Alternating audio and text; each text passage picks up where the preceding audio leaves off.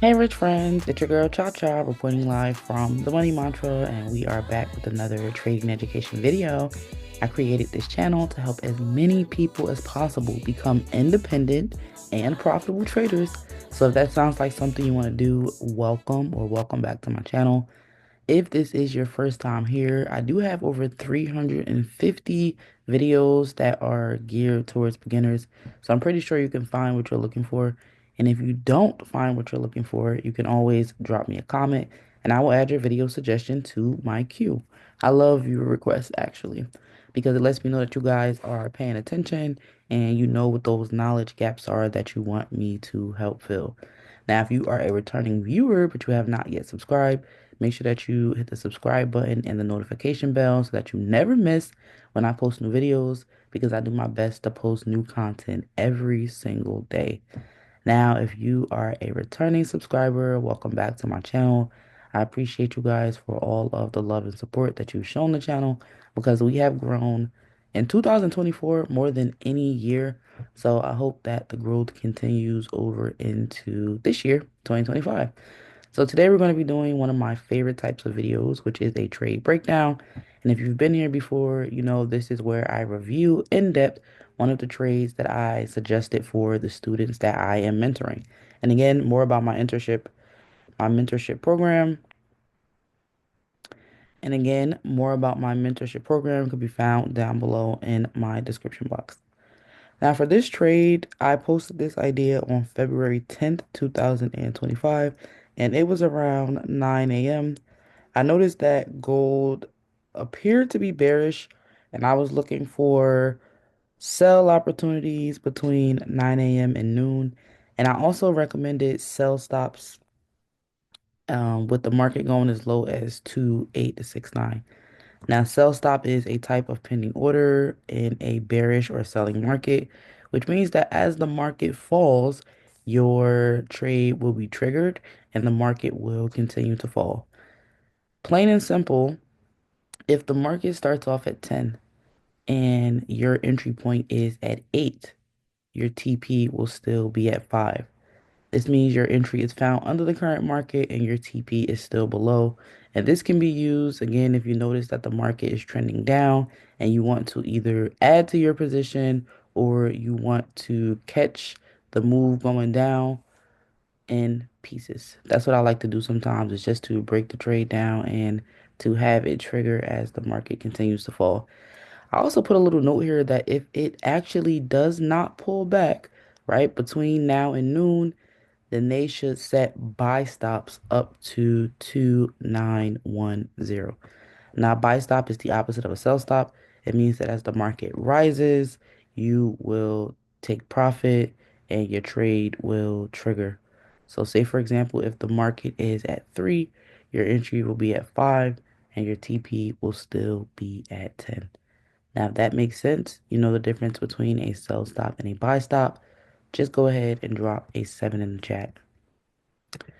So we're gonna head over to TradingView and I'm going to look at what I was doing when I first decided to take this trade, and then we're gonna see how it actually played out. So when I came into the market, it was around 9 a.m. and this is right before the market opened. So this is still considered pre-market. Now, the first thing that I actually noticed was that the market had been trending up for some time. And then we had this huge, let me just move this over. We had this huge wick rejection here. So to me, that looked like the market wanted to sell. Now, what you'll notice is that when you start to see wicks at the top of a trend, usually the market will sell for some time. And I'll just show you guys some more examples of that, right? Wicks at the top are usually reflecting that the market is finding some resistance and could potentially push down. And I say potentially because we never truly know what the market is going to do until it's done, right? And vice versa, when you start to see those wicks or rejections at the bottom, this can be a sign that the market wants to actually push up and buy.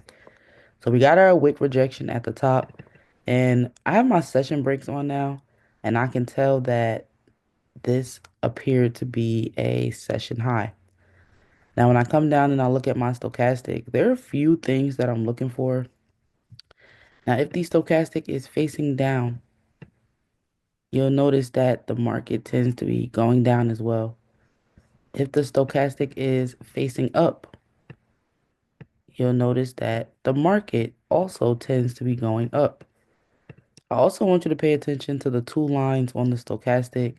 You'll notice that when the orange line is on top, this can reflect a bearish market. And when the blue line is on top, like here, the market was pushing up. This could reflect a bullish market.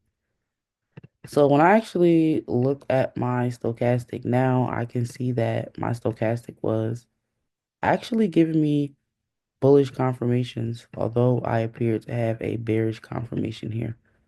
So entering for a market execution sell was probably not the best idea. However, it seems that I was impulsive on that trade on my first entry.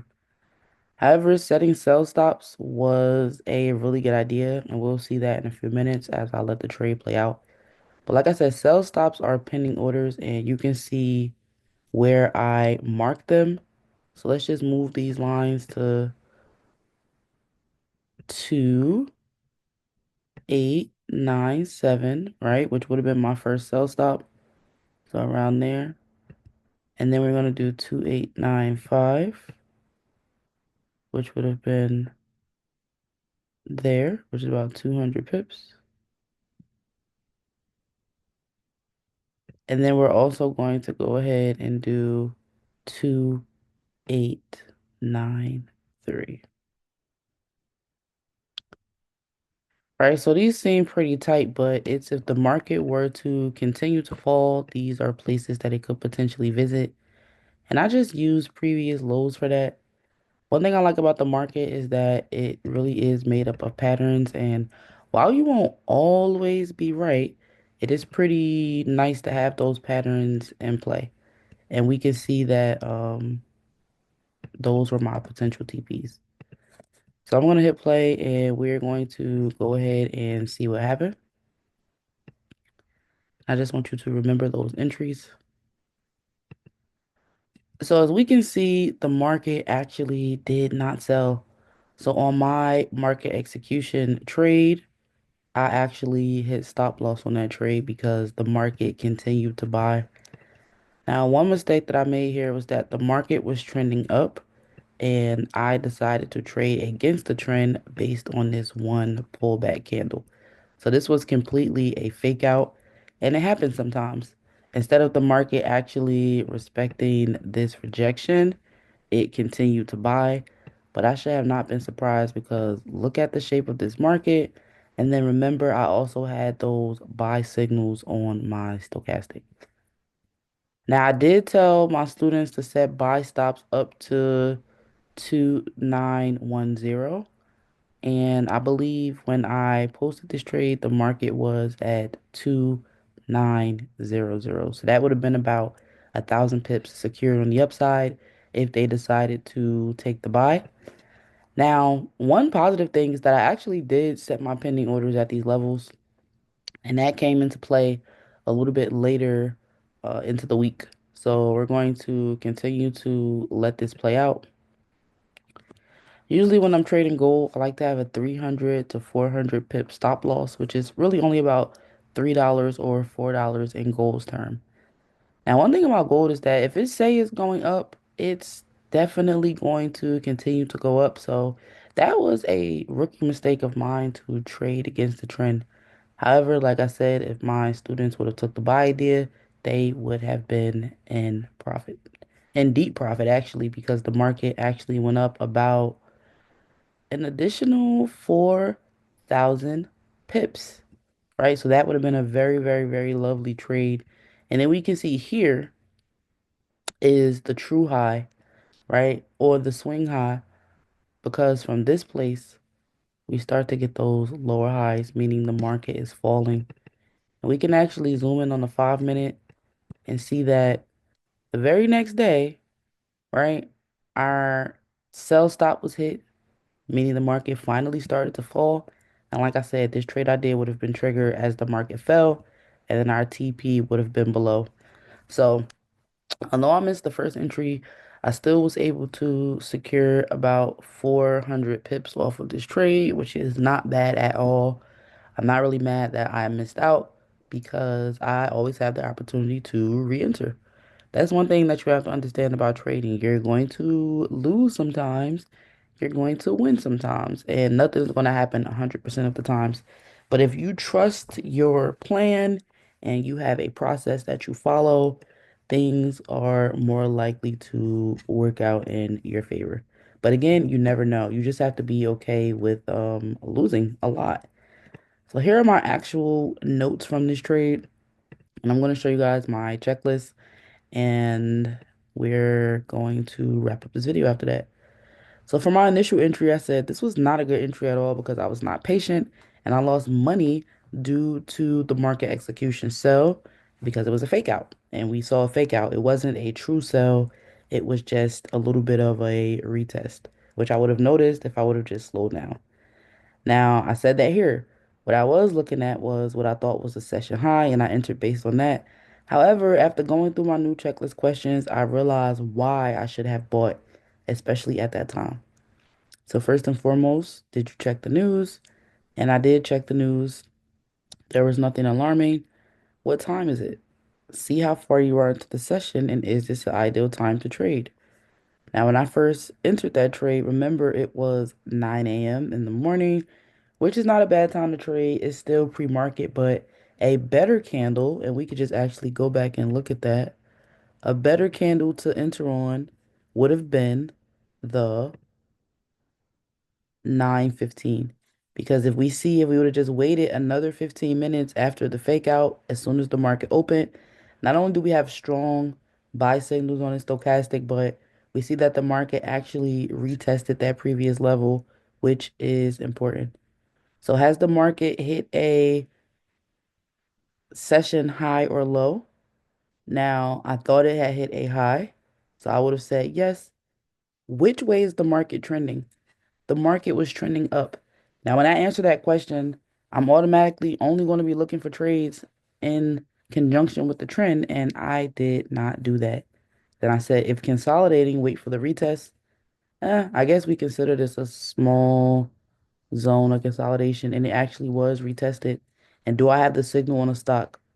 If I would have just waited 15 minutes, this would have been knock out the park, all yeses. It would have been an A plus trade, an A plus setup, instead of a C minus D setup, which you can see I did not pass the test the first time around. And it's simply because I diverged a little from my checklist. But next time I won't do that. I will just stay on point, and I encourage you guys to do the same.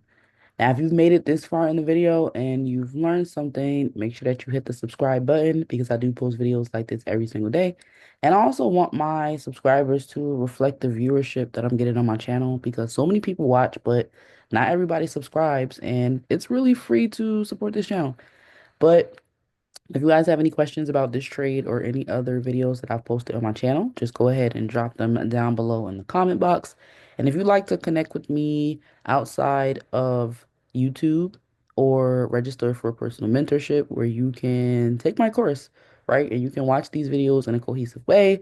I have live classes every Sunday and I post trade ideas weekly for my students. That information is down below in my description box, or you can contact me and ask any questions that you have.